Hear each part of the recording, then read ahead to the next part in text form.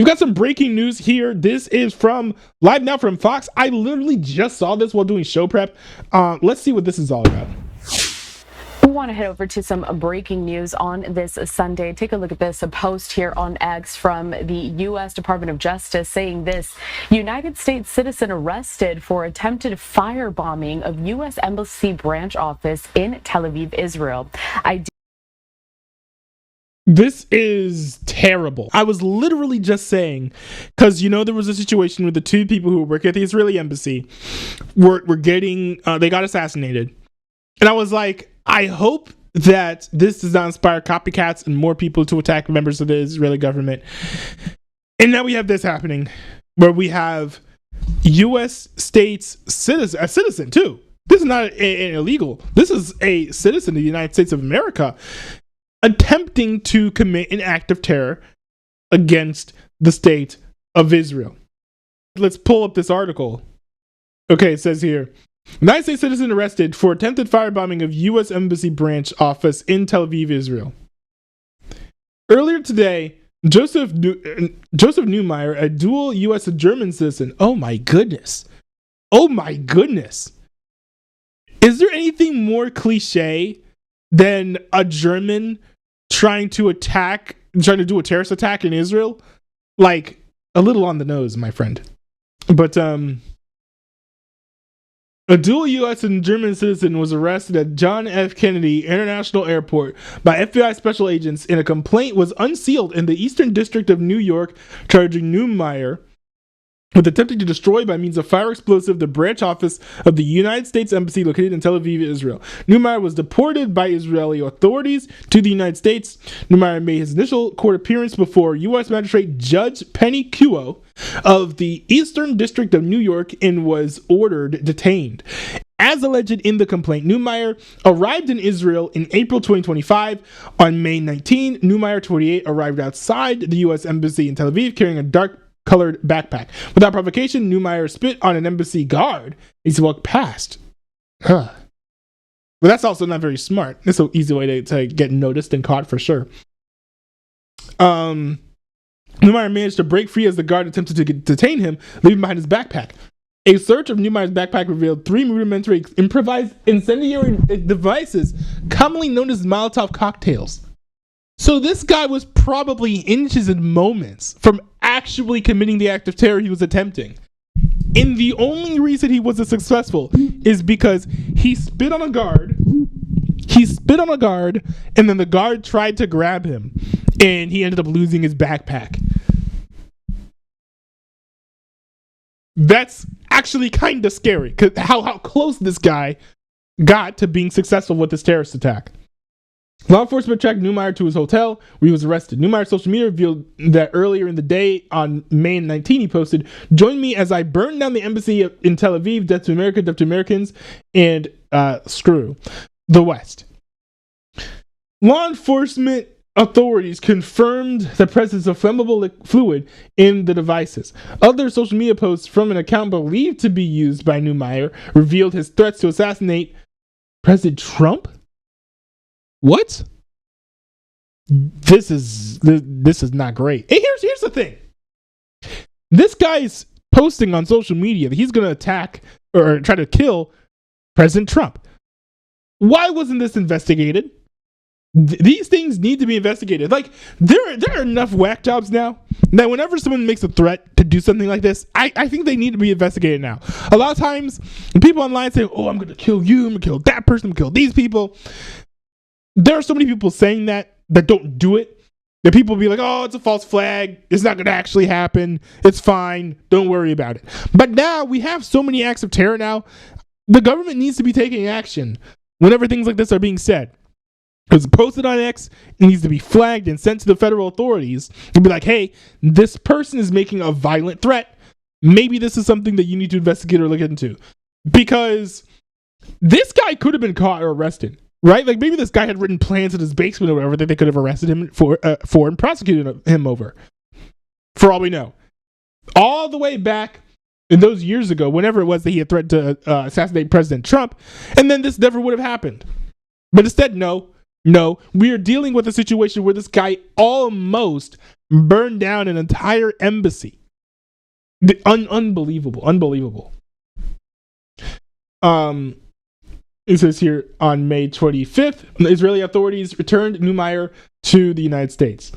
The defendant is charged with planning a devastating attack targeting our embassy in Israel, threatening death to Americans in President Trump's life, said Attorney General Pamela Bondi. The department will not tolerate such violence and will prosecute this defendant to the fullest extent of the law. As alleged, Neumeyer, armed with potential lethal devices, sought to cause chaos and destruction at the U.S. Embassy in Tel Aviv, said U.S. Attorney Joseph Nasella for the Eastern District of New York. His arrest and prosecution clearly show that my office and the Department of Justice will not tolerate violence in our homeland or violence targeting U.S. interests abroad.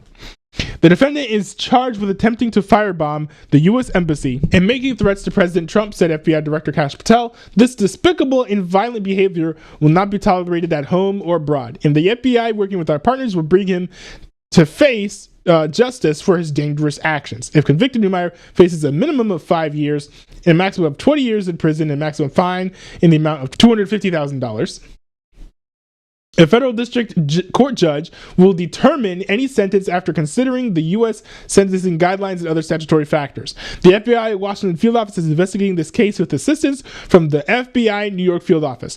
The Justice Department's Office of International Affairs and FBI legal attaché's office in Israel provided substantial assistance. The Justice Department thanks our Israeli law enforcement partners whose actions ensured that no lives were lost. Acting Deputy Chief Frank Ragosis of the Criminal Division's Human Rights and Special Prosecution Section, and Assistant U.S. Attorney Lindsay Oken for the Eastern District of New York are prosecuting the case with assistance from Trial Attorney Ryan White of the National Security Division's Counterterrorism Section. This is not great. And if I honestly, things like this would actually make me be afraid to be Jewish in the United States of America. Not gonna lie. Let's resume the video here. We've got this from live now from Fox. I'll press play on this, see if they have more information to share.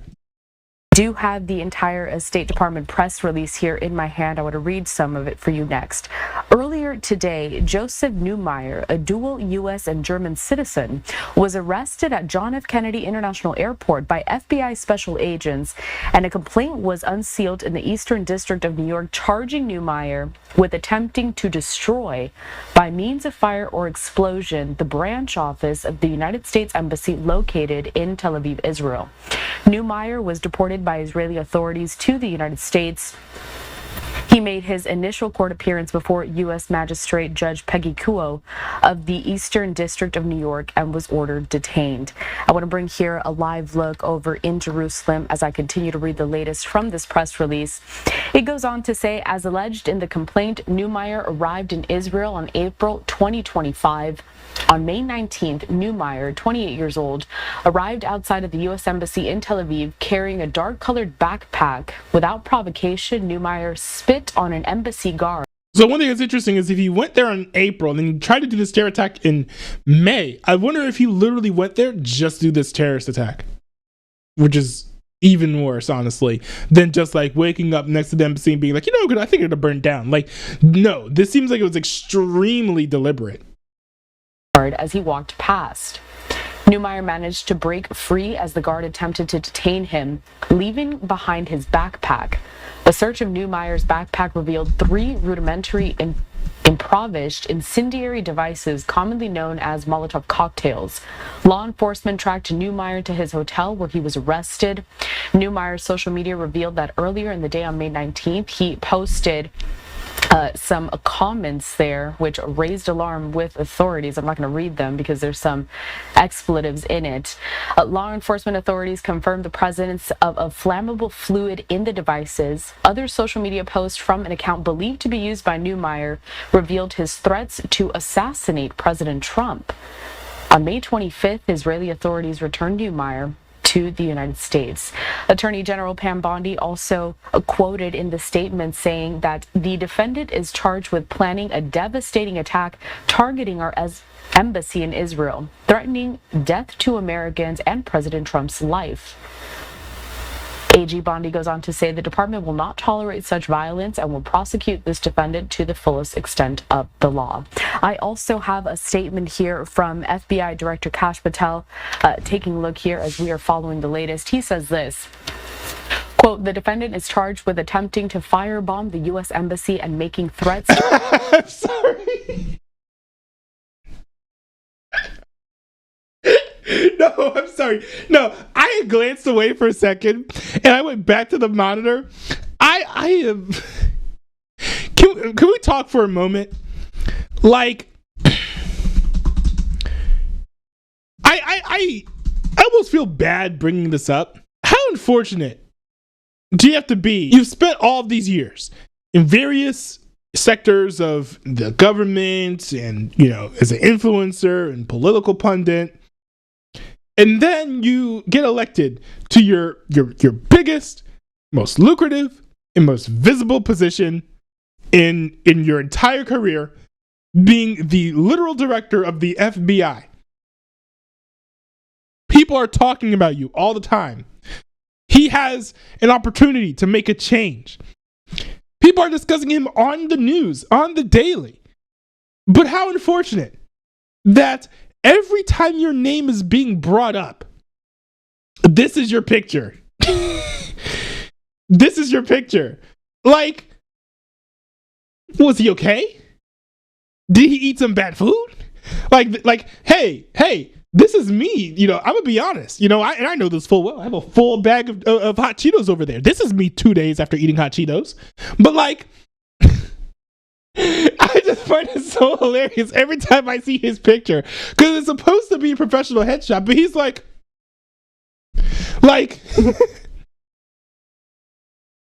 that's what he looks like. Tell me I'm wrong.